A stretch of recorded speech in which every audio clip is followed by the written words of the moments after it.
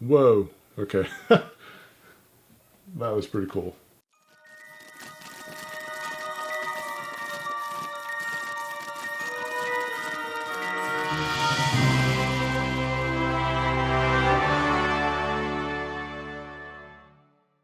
What's up, techies? I've got Google's Daydream View VR headset. I'm really excited about getting this unboxed and giving you my first impressions. I'm really hoping that this is going to be better than things like the Galaxy Gear VR or any other kind of VR headset that we've experienced in the past. I'm not talking about the Vive or anything like that. That's a whole different level of VR.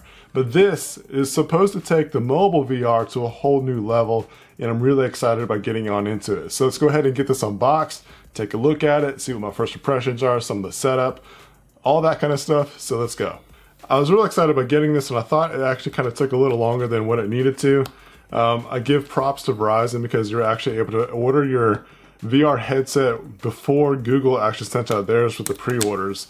So that was pretty cool about Verizon being able to do that. One of my friends, Jesse, he was like, hey, here's my code for the Verizon one. All right, so let's go ahead and give you guys, this is like, I've not touched this at all. I've just now got the stickers off of it, never experienced it before. So I kind of want to give you guys the first hand impressions too. So I got a little door here, got our remote, gives you a little indication of what it is. You got your touchpad, volume, app, and home. Takes USB Type-C. So let's just slide everything out, see how that goes. This is exciting. It's kind of smaller than what I thought it was going to be, which is not a bad thing because that Gear VR was pretty big. Did have to hold like stuff like the Note 7. Oh, it's like stuck. Don't do this to me. Goodness gracious. Look at this thing locked down. Here's a little closer look at the remote. It's pretty nice looking, and it's like a little pill or half a pill kind of look.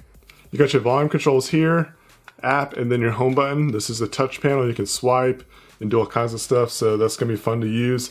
It kind of acts like one of those laser pointers that you see for presentations. Looks like we got some straps. This is going to be for the remotes, so it's got like a little lanyard setup so that way you can put it on your wrist. It's a pretty good idea. It kind of reminds me of the Wii controllers. You had to put those on your wrist so that way you're not like flinging it across the room.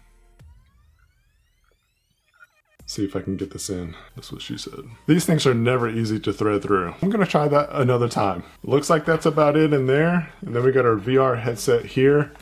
This is what keeps your flap closed. Just like a little elastic bend right there. It says, hi there, get started by opening up the Daydream app on your phone. Download it on Google Play. But you get some plastic to remove here on the strap. But you also have some little plastic pieces on the inside eye hole areas. You only get one strap of this, so you're not going to have like that headband that comes over here to kind of keep it on top of your head. So let's go ahead and get this strapped on. Kind of get it sized up so that way I'm ready for it. All right. It's pretty neat. Seems like it's at a pretty good adjustment already, so I'm just going to leave it there. Might have to tighten it down once I get the phone installed. What's pretty neat about this is like you might wonder what you're going to do with this after you get done. You actually have a little strap here. You can store the remote right there. It's pretty cool, and then you're not going to lose it. So it's really neat that they do that. It's a nice design. And just first impressions as far as the build quality goes, like I love it. This felt material, the cloth material is so nice. It feels a lot better than the hard plastic, and it feels more premium to me, I guess you could say. So I'm really looking forward to get this all fired up. Let's go ahead and get my Google Pixel XL all loaded up on this and see how it does. Well, let's open this up together. So I already downloaded it, but I haven't really done anything with it. I kind of want to let you guys see what the setup looked like. Here's the Daydream here. All right, so I got multiple accounts. I'm gonna select my account, continue as Joshua. I have a headset. Before you start, make sure you're 13 years old or older. Find a comfortable fit. Using Daydream, be aware of your surroundings. I'm in a swivel chair, by the way, and that's probably one of the best ways to view VR because you're able to like pivot around without knocking into stuff or falling off of another chair or stool. Remember to take breaks, that's actually pretty important. Create a pin. Press and hold the home button on your Daydream controller. Alright, it's pairing now. What are your excitements about the Daydream VR? Is this something that you got or something that you're looking to get or you're just not really interested? Let me know your reasons down in the comments. I'm going to let this go ahead and update and download. Alright, at this point it says that the Daydream controller has been successfully updated and ready to use. So press continue. And this is the exciting part, the first time we get to put the phone in the VR headset. Alright, here we go. Let's see if I can do this all in one point. I want to center it up as much as possible. There's actually like a little line on the screen and then you get your center point here. So that's actually probably a good way to get everything centered up before you get started.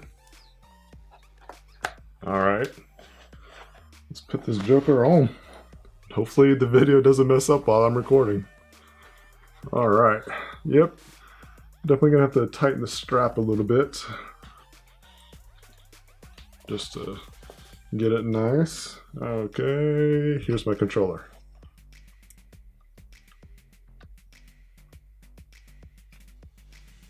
Hold the button to connect the controller, okay? That's what I'm doing right here. Alright, adjust the headset so the image is clear, then press any button. I guess pretty much you gotta just move around the whole thing. There's not really an adjustment per se. Like with the Gear VR and other VR headsets, there's like a little dial on the top to push it, you know, backwards and forwards. Once everything does get centered up when you're looking at everything, it does clear up quite a bit. I don't know what hand I want to use it in. I'm probably gonna go right-handed. Okay, so the touchpad is clickable.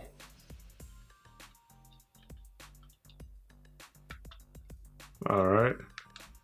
Trying to get used to the feel of the controller. Volume up and down. Okay, this is definitely helping getting used to this controller. Let's learn about centering your view, okay? You can center your view at any time. Follow the butterfly to try it out. Okay. So there's a little butterfly flying around the screen. And all right, aim